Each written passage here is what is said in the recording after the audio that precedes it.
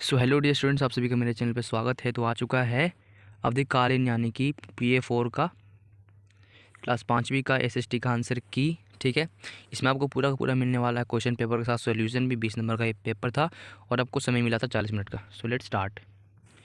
तो यहाँ पे क्वेश्चन नंबर 1 ये है कि किसी ऐसे आविष्कार वस्तु का नाम बताइए जो निम्न कथन को सार्थक करता हो। यानी कि यहाँ पे एक वाक्य मिलेगा, इस वाक्य से संबंधित एक आविष्कार बताना है। जैसे कि एग्जाम्पल है, आवश्यकता ही आविष्कार की जननी है। ठीक है, तो हमारे हिसाब से यहाँ पे आएगा चक्का, क्योंकि चक्का का आविष्कार हुआ था आवश्यकता के अनुसार। ठीक है, आप अगर पेपर में कुछ और लिख के आए होंगे तो वो आपके लिए वो भी हो जाएगा सही। ठीक है, एग्जांपल के लिए हो गया मोबाइल। मोबाइल आज के ज़माने में पता है कितना आवश्यकता है उसका, तो आप अगर लिख के आए होंगे मोबाइल, ठीक है, तो उसका भी आंसर ठीक हो जाएगा। ठीक है, देखिए यहाँ पे सेकंड है, प्राकृतिक मानव का प्रथम प्रेरणा स्रोत है। तो आप इसका मुझे कमेंट करके बताओ आपने एग्ज़ाम में क्या लिखा है। ठीक है, और कुछ बच्चे मुझे कमेंट करते हैं इस तरह से कि सर SST का अपलोड करते हैं। तो देखिए, अपलोड में SST का अभी नहीं कर सकता, मतलब कि एग्ज़ाम के बाद ही कोई सा आंसर मैं बताने वाला हूँ। ठीक है, अगर मान लो आज हो गया 2 फरवरी, ठीक है, अगर आपका आज एग्ज़ाम है तो एग्ज़ाम के बाद ही आपका आंसर मिलने वाला है उस क्वेश्चन पेपर का। ठीक है, क्लास 4 मैथ का पेपर अपलोड कर दो प्लीज़। तो मैं कैसे करूं? ठीक है, तो आप लोग समझो इस बात को कि एग्ज़ाम के बाद ही किसी का आंसर आने वाला है। ठीक है, देख लो, SST का पेपर भेज दो, क्लास 5 SST एग्ज़ाम तो मैंने बता रखा है, देख लो। इस तरह से कमेंट आते हैं। और मैं एक और बात बता दूं आपको कि हमारे इसी चैनल पे क्लास तीसरी, चौथी और 5वीं का इंग्लिश का असेसमेंट का फुल आंसर की अपलोडेड है, और पीरियोडिक असेसमेंट का किस तारीख को कौन सा एग्ज़ाम होने वाला है उसका भी मैंने बना रखा है डेट शीट। ठीक है, ये हो गया इंग्लिश का। तो इस तरह से आपको को करिकुलर और जो भी है ना मैथ्स का भी मैंने अपलोड कर रखा है, आप जाके हमारे इसी चैनल पर जाके देख सकते हो। ठीक है, तो अब बात कर लेते हैं इस पेपर में। तो आपको इसका आंसर आपको बताना है खुद कि आपने पेपर में क्या लिखा है। देख लो, प्रश्न नंबर 3 है, यह दुनिया का सबसे तेज़ गति से चलने वाला यात्री विमान है। तो क्या हो सकता है? मैंने यहाँ पे लिखा है हवाई जहाज़। आपको पता ही होगा कि हवाई जहाज़ बहुत ही स्पीड चलता है। क्वेश्चन नंबर 4 देख लो, इस विशाल का आधुनिक जहाज़ को तैरता हुआ शहर भी कह सकते हैं। तो एक आया है आधुनिक जहाज़ जिसको कहते हैं फ्रीडम शिप। आप जब ऑनलाइन इसको लिखोगे फ्रीडम शिप तो आपको बिल्कुल साफ दिख जाएगा। ठीक है, कि किस तरह से एकदम पूरा एकदम असली का दिख रहा है। बिल्डिंग वहाँ सारा है, पेड़ पौधे सारा है, समझ रहे हो ना। तो ये है फ्रीडम शिप। ठीक है, अभी इसका आंसर मुझे शायद लगा था वीडियो कॉलिंग, कि देखो हाव भाव, इशारा करना, रोना, हंसना, स्कूल की घंटी, प्रार्थना पत्र इत्यादि हम वीडियो कॉल से कर सकते हैं।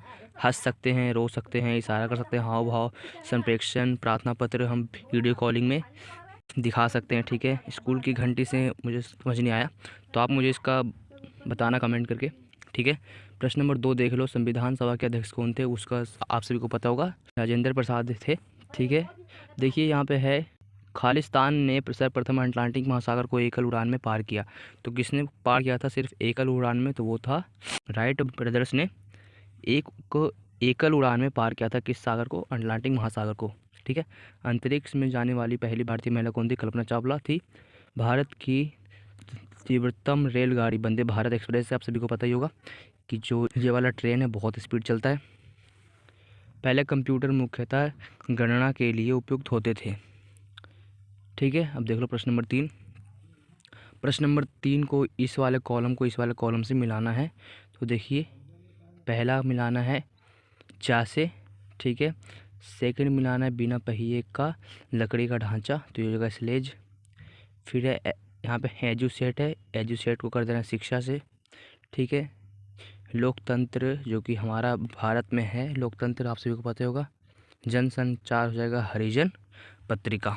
ठीक है, अब देख लो प्रश्न नंबर 4 कुछ तरह से है। आपको एक यहाँ पे मिलेगा इमेज, इस इमेज के बारे में आपको बताना है। तो देख लो, जो ये इमेज है ये किसका है? पनडुब्बी का है।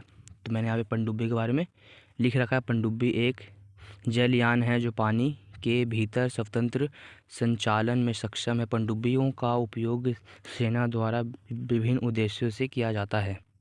ठीक है, ये हो गया इसका आंसर। देख लो प्रश्न नंबर 3, रेलगाड़ी के इंजन कितने प्रकार के होते हैं, उनके नाम लिखिए। तो इसके होते तीन प्रकार के होते हैं, एक हो गया डीजल इंजन, स्टीम इंजन और इलेक्ट्रिक इंजन। ठीक है, अब देख लो प्रश्न नंबर 3, परिवहन क्या है। तो देखो, वस्तुओं तथा यात्रियों को एक स्थान से दूसरे स्थान तक ले जाने की प्रक्रिया को परिवहन कहते हैं। एग्जाम्पल हो गया सड़क द्वारा, रेल द्वारा, जल द्वारा और वायु द्वारा। एक हो जाएगा बस, ठीक है, इसके लिए हो जाएगा ट्रेन, ठीक है, इसका आप बना लेना फ़ोटो। एक हो गया जल यानी जहाज़ हो गया, पानी वाला जहाज़, और ये हो गया इसका एरोप्लेन यानी हवाई जहाज़। ठीक है, हवाई, यहाँ पे ई की मात्रा है, जहाज़। ठीक है, आप इन सभी के पोस्टर बना लेना अच्छे से। ठीक है, देख लो, संचार के किन्हीं दो श्रव्य साधनों के नाम बताओ। एक हो गया रेडियो और एक हो गया टेलीविज़न। ठीक है, सोच कर बताइए कि कागज़ के आविष्कार ने हमारी कार्यशैली को कैसे बदलाव में आया। इससे लेखन, मुद्रण, शिक्षा, विज्ञान, कला और संस्कृति के विकास में महत्वपूर्ण भूमिका निभाई है। इससे जो लेखन में अच्छा हुआ है, मुद्रण मतलब आप समझ रहे हो ना, छपाई जो होते हैं ना, मतलब अखबार हुआ है, अखबार किस पे आता है, छप के, कागज़ पे ही तो आता है अखबार।